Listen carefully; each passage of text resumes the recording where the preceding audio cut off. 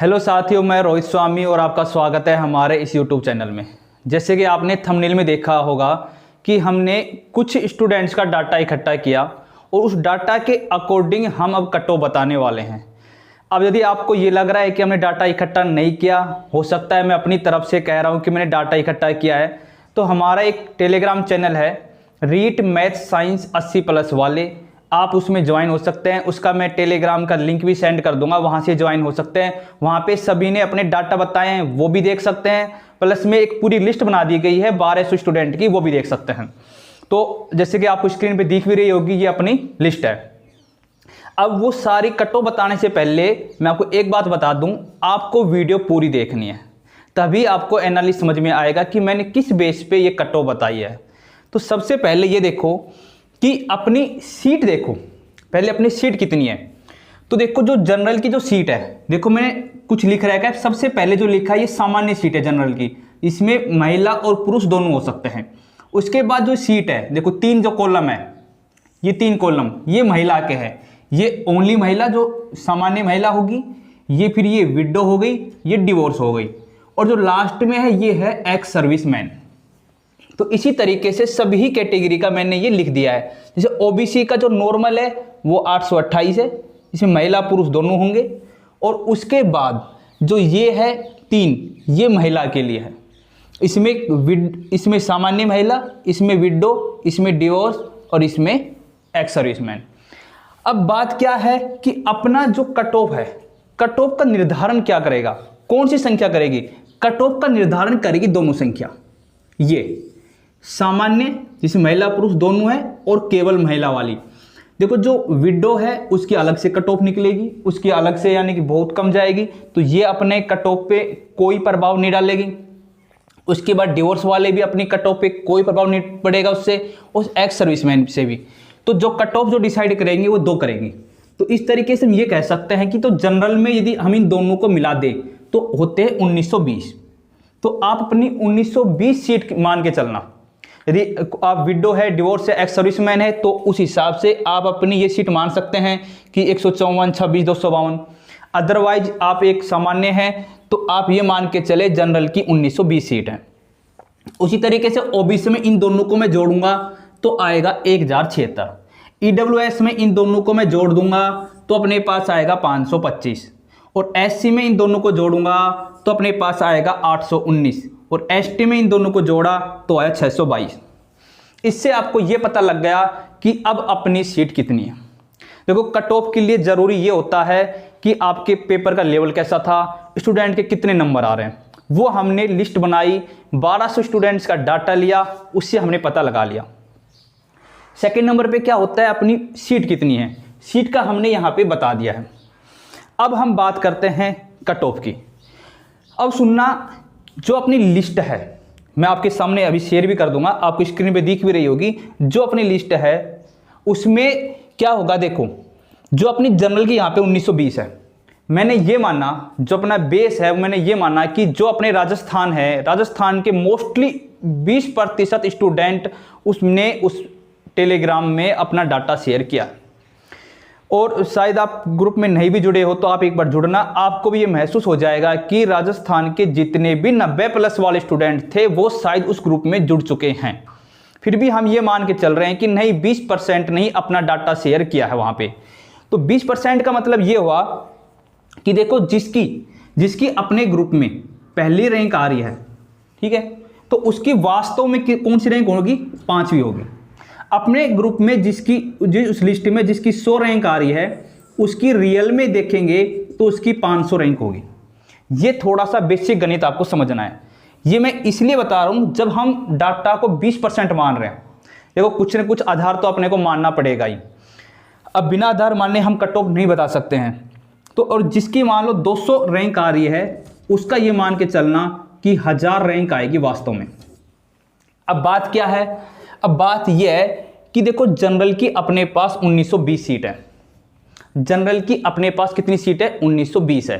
और 1920 में मैं 5 का भाग दूंगा तो 384 आएगा। अब कहोगे मैं भाग क्यों दे रहा हूं, तो सुनो, भाग मैंने इसलिए दिया है कि जो अपनी लिस्ट है उसमें जिसकी 384 रैंक आएगी उसकी वास्तव में 1920 रैंक होगी, क्योंकि 5 गुना 20% मतलब 5 गुना डाटा होंगे। तो अपनी जो लिस्ट है उसमें जब हम 384 जो रैंक आएगी वो जो है 96 के आसपास है, 96 के आसपास है, 96।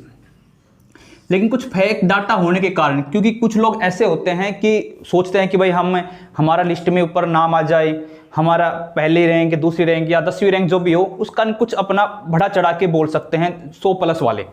तो इस कारण मैं ये मान सकता हूं 95 या 96।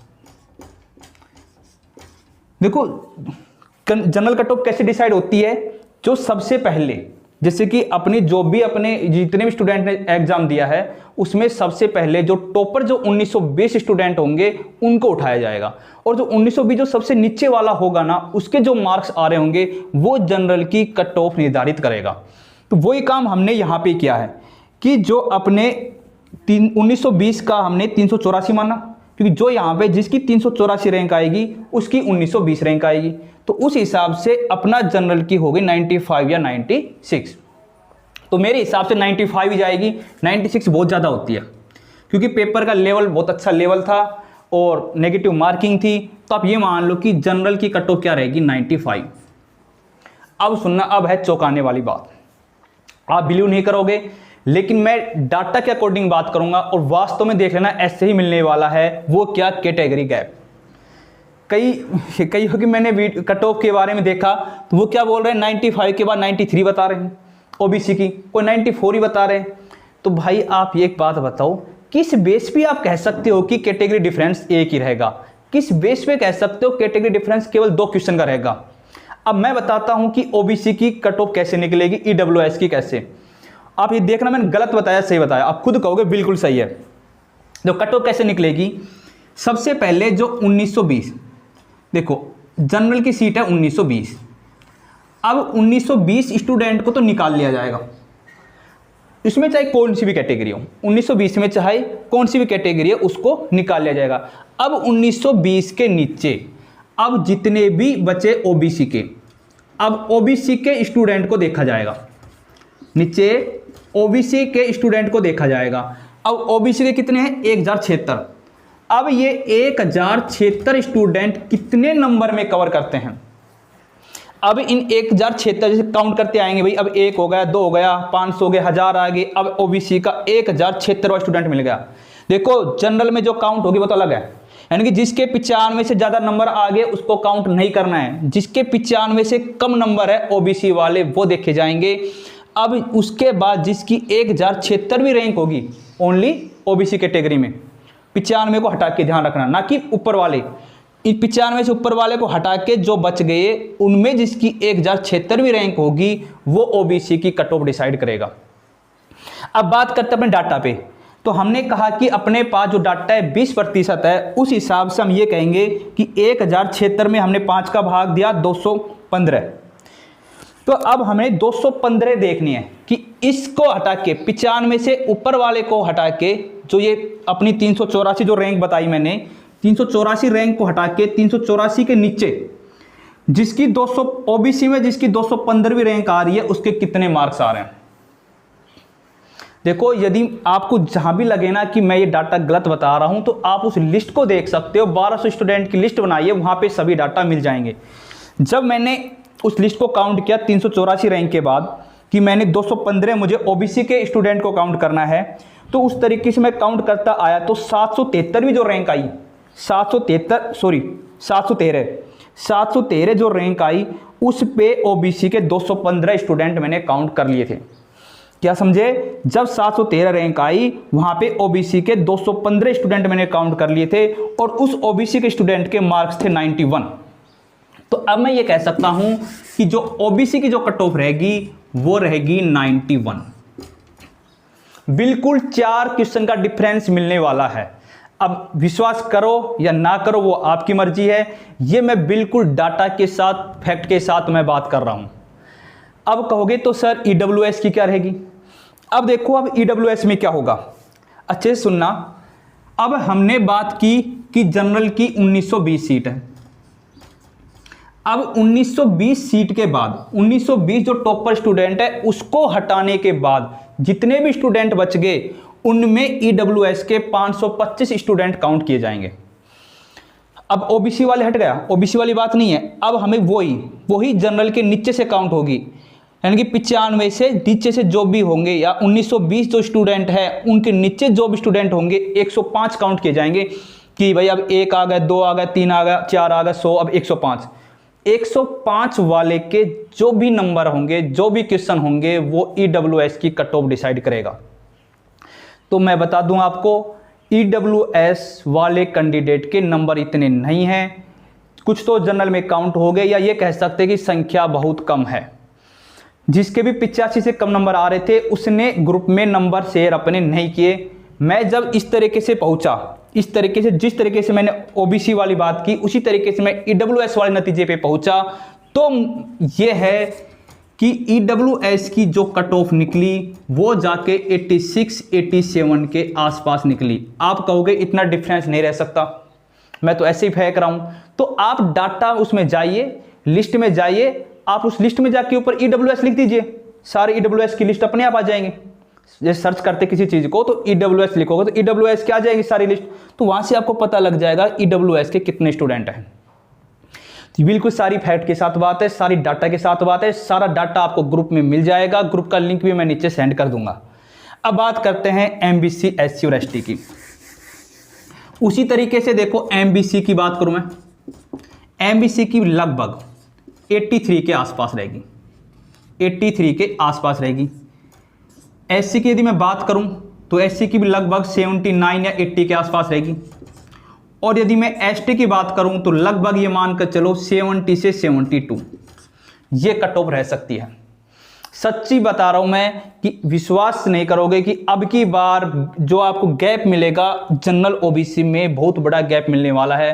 अब तक आपने यही देखा होगा कि जनरल ओबीसी लगभग इक्वल सी रहती है, एक क्वेश्चन का डिफरेंस मिल जाता है, लेकिन अब की बार ऐसा नहीं होगा, बहुत बड़ा गैप देखने को मिलेगा। अब कहीं भी देख सकते हो कि इतने नंबर, इतने स्टूडेंटों के नंबर नहीं आ रहे हैं। अब की बार देखो, अपनी जो ऑफिशियल आंसर की आई है उसमें भी बहुत ज़्यादा स्टूडेंटों के नंबर कम हुए हैं बढ़ने की बजाय। तो ये इस तरीके से जो अपने डाटा थे उसके हिसाब से मैंने बता दिया, ये रियल में ये कट ऑफ रहने वाली है। बस ±2 हो सकती है, फिक्स तो मैं भी नहीं बता सकता। वो ये हो सकता है कि अपने पास डाटा में थोड़े कम डाटा आए हो, थोड़े ज़्यादा डाटा आ गए हो, उसके हिसाब से। अब यदि आपको हमारी वीडियो पसंद आई है, हमारी मेहनत आपको अच्छी लगी है, तो हमारे चैनल को सब्सक्राइब जरूर करना और लाइक करना और दोस्तों को शेयर करना। और हाँ, इसके बाद मैं नेक्स्ट वीडियो में आपको ये बताऊंगा कि यदि आपने आपत्ति लगाई है या किसी ने भी आपत्ति लगाई है तो आपके कितने क्वेश्चन, देखो कुछ क्वेश्चन ऐसे होंगे जो आपके सही वाले डिलीट होंगे, कुछ गलत वाले डिलीट होंगे, कुछ नहीं के वो डिलीट होंगे। तो मैं ये बताऊंगा इसे एक क्वेश्चन पे आपको कितने नंबर का फायदा होगा, यानी गलत वाले से कितना फायदा होगा, सही वाले से कितना फायदा होगा, और जो आपने किया ही नहीं उससे कितना फायदा होगा। वीडियो देखने के लिए थैंक यू।